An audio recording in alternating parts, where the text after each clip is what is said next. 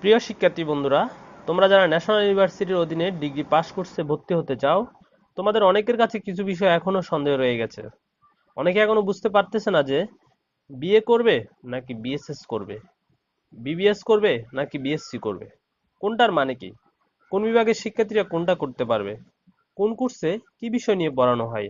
হ্যাঁ, তোমাদের জন্য আজকের এই ভিডিও। তাহলে চলো শুরু করি। Hey, what's up guys? This is Apurva Das and welcome to studyabc.com. তো বন্ধুরা, প্রথমে আমরা বিএ, বিবিএস, বিএসএস, বিএসসি এর ফুল মিনিং গুলো জেনে নিই। বিএ মানে হচ্ছে bachelor of arts, BBS bachelor of business studies, BSS bachelor of social science, BSc bachelor of science. First of all, BA BA কারা করবে? যারা হিউম্যানিটিস অর্থাৎ মানবিক শাখা থেকে উচ্চ